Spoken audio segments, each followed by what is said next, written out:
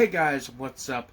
I'm here with a review of an American exploitation zombie horror film from 1980. I'm talking about Toxic Zombies, also known as Blood Eaters, and Forest of Fear. This was a film that was on the Video Nasties list. That's one of the big reasons I wanted to see it. And now that there is a nice 4K restoration of it from Massacre Video that is available for pre-order, and I just saw the virtual premiere of it, I figured I would do a review on it because I was actually quite not impressed, but entertained. More entertained than I was expecting to be. Everything that I've heard about this film before going in is pretty much negative. Um, Kind of like the reputation that, maybe not exactly as bad, but the kind of like the reputation that Mando's Hands of Fate has as this really, really awful movie. In all honesty, I've shown Manos Hands of Fate to my friends. Keep in mind, I've shown them the restored version of it, and they're like, yeah, that's bad, but that's not that bad. And I think that that's kind of the case of what's happened with Toxic Zombies, because up until now, it's only been available via a really, really bad VHS rip, and it's muddy and dark looking, and it looks absolutely awful. Um, you know, and to be honest, it isn't that well shot to begin with, and I think that's kind of the big thing that has turned people off about the film, and that has caused it to have such a negative backlash.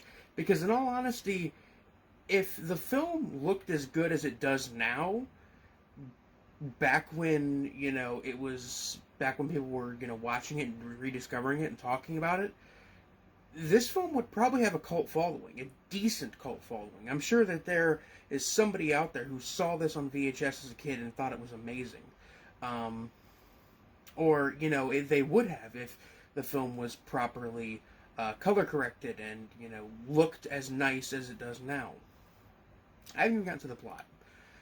Toxic Zombies is a film about an experimental chemical that is sprayed on a bunch of marijuana plants, and essentially the hippies, the dangerous armed Manson family-like hippies who are growing the crops, get covered in this crop dusting solution and essentially turn into zombies. That's the plot of the film, and it doesn't get any more simple than that.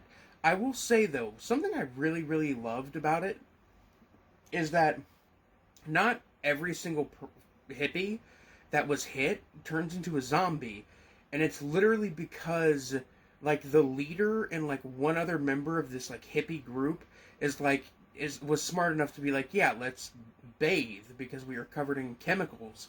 But because the rest of them are dirty, filthy hippies, they don't shower, they don't bathe, so they don't wash it off them, which that leads to them becoming zombies. Which is just like the ultimate, like, just dumb joke that causes, like, dumb reason that a horror film becomes a horror film. That's got to be one of the best ones I've heard in a very long time. This film is not perfect by any means. However, it's got some qualities. There are some shots that are really nice. Some of the gore looks pretty decent. The gore in this film isn't all over the place. It isn't crazy violent, but there's enough of it to go around, and there's actually surprisingly a decent little atmosphere if you can really vibe with this movie's lo-fi, kind of walking in the woods compilation aesthetic that it has going on. Very similar to how, you can appreciate the atmosphere of something like Manos, or Invasion of the Blood Farmers, because you just get into that mental state of like, hey, this is what this movie is, and you get used to it and you adapt to it, and then suddenly it becomes something that's like worthwhile. It becomes something that's interesting as a result of it. The writing's flat, character's flat, acting is awful. Literally everything in this movie is bad. The camera work is at least decent, and some of the lighting is nice. Not that it's anything super crazy or amazing. It's just that it's well lit during certain scenes.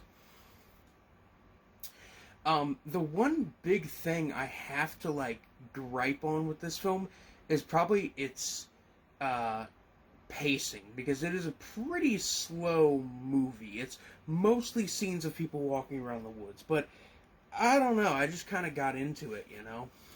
Um, as for the cast, nobody really turns in a very good performance. But to be fair, there's you follow so many different groups of characters.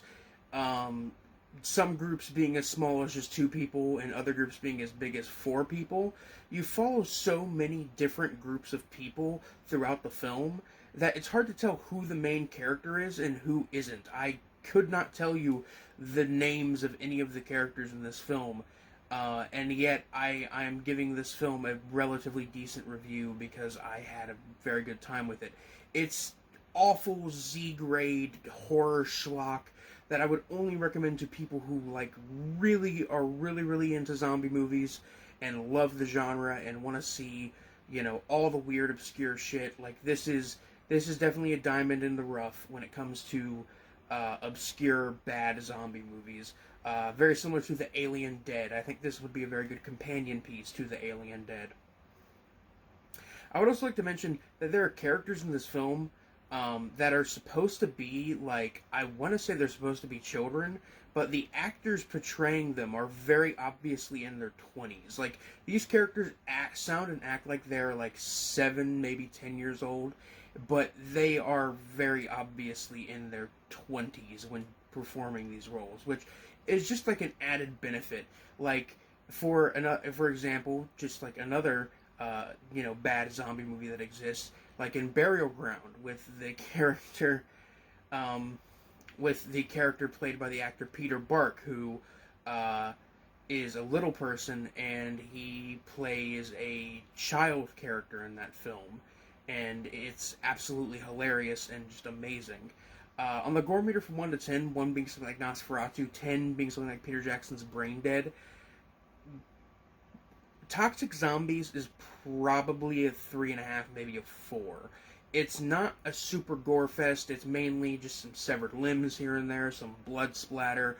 But you know, it's good enough for what the film is. It's a very meat and potatoes kind of film. You know, the bare essentials, the bare basics, and that's kind of what you want. That's kind of what you need. Um,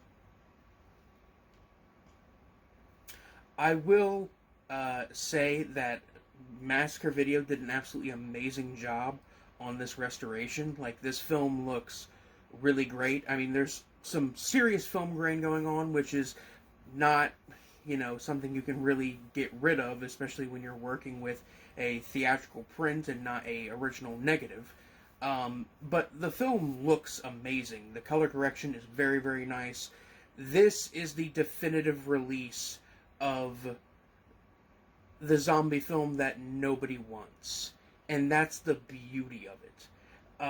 I'm going to give Toxic Zombies a 2.5, maybe a 3 out of 5. Maybe a 3 on a good day. I really vibed with this one. I was honestly really into it.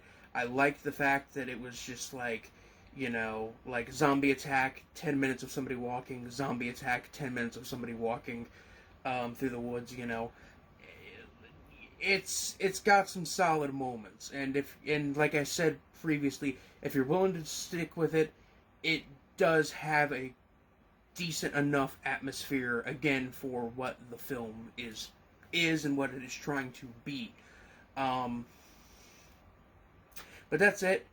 Anyway, guys, that's it for now. This is Biscuit Boo Horror Reviews signing off. Peace.